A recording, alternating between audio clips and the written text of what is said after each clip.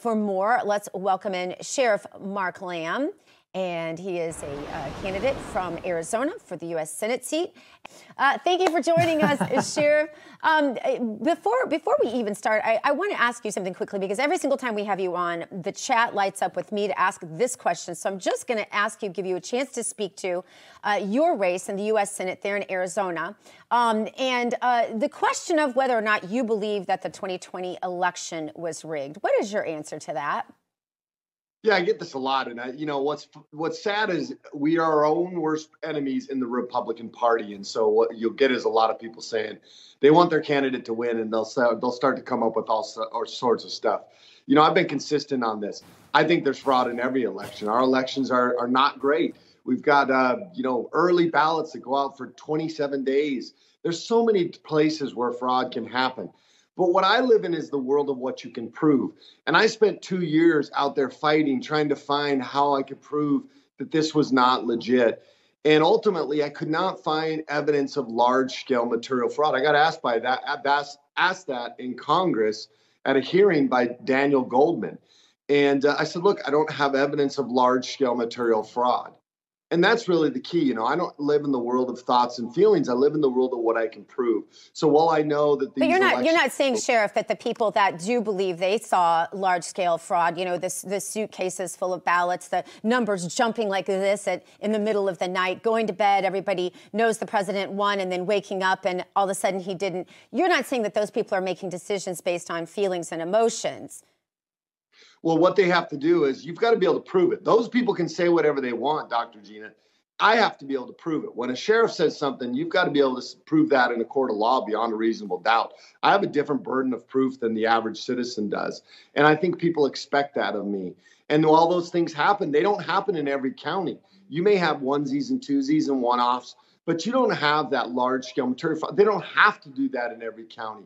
You just have to do it in a handful of counties throughout this country to have a major impact on the election. So while those things are legitimate in many cases, even those folks couldn't prove exactly who it was that did it. You know, you still have to have somebody that you're going to go charge when you talk about these things. You know, we've been able to go after little, one-offs here. We're currently working some cases where they're trying to do stuff again. So this is always an ongoing battle. But when you talk about large-scale material fraud, there hasn't been a sheriff or a law enforcement officer across this country that has been able to put it to one person and say that person did that. Sheriff, since we're having this conversation, I'm sorry, I want to follow up. Since we're having this conversation, it seems that this is a fundamental difference between you and your primary opponent.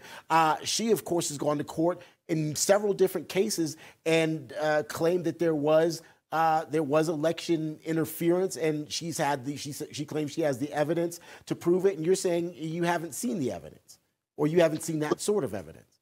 You know, I can only speak to Pinal County, where I'm at in my county. You know, if I had it, trust me, I would have loved to have been the hero of the day and gone out and shown that we had a lot of problems. We know we have a lot of problems. We got a lot of problems to fix. We're still hashing out. And every time we go on media stuff, we got to answer questions for 4 years ago, as if that's going to make a difference in this election coming up. What we should have been focused over the last couple of years is what we were going to do to solidify the elections moving forward. But in the end, Terrence, here's the problem in Arizona. Republicans have gotten away from personal responsibility. The reality is 60,000 Republicans did not vote for governor or senator last election. 74,000 Republicans wrote in things like Goofy and Donald Duck and Mickey Mouse. 152,000 ballots. People wrote in for legitimate write-in candidates. And only 54% of Arizona Republicans returned their early ballots. It went up to 61% of the day of the election. I don't know. You can't win a lot of elections with those kind of numbers. The reality is one of our treasurers won by 300,000 votes, and the ballots being the wrong size and the machines not working the day of the election. All of those things need to be fixed. But it also affected our treasurer, who won by 300,000 votes. So you have to ask yourself, how did that happen?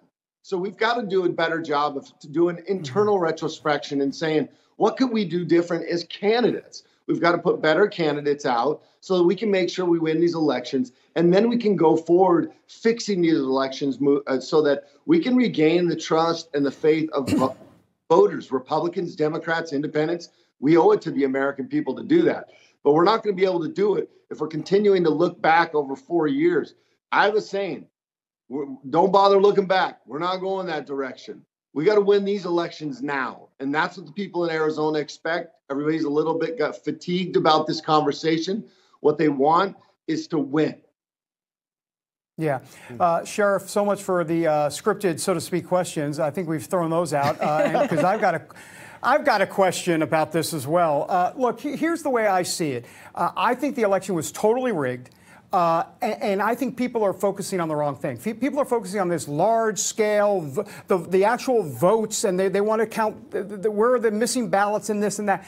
That, to me, is not really what this is about at all. I think the election was rigged, whether it be mail-in voting for everybody, the Oprah, you get a ballot, everybody gets a ballot, dead voters on the voting rolls, and down the list of how Democrats, ballot harvesting, how Democrats went about to put in place a situation where an election can be stolen.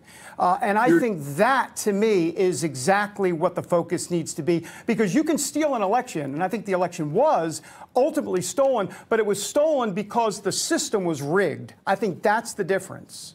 You're exactly right. And what we are currently dealing with, and I can't get into a lot of details right now because we're working these cases, is we have people that are getting paid to go out and sign people up to vote. You've got all these ballots showing up to people's houses, 2, 3 ballots. Really, that's a lot of where the problem is. And look, frankly, it happens with Republicans and Democrats. The system is broken, not just for one side. It's broken all together. And every time we look into it, that's what happens. You also have election interference. We had election interference in 2020. And look, I don't believe Joe Biden got 81 million votes. No way, no how. But my job is to prove it and to be able to go into court to prove it. What they have now is they're continuing to do election interference, and we as citizens continue to allow it to happen. Their election interference by going after President Trump and keeping him in the, I got to wrap it up, but they're keeping him in court instead of being on the campaign trail. That's election interference and so much more. Social media, all of it. Absolutely. Sheriff Lamb, we appreciate it. The conversation went one way and it was completely opposite where we had scripted, but that makes for a great interview and a great conversation. We appreciate you joining us. Thank you. And the border's still a mess. So there you go. We'll cap that too.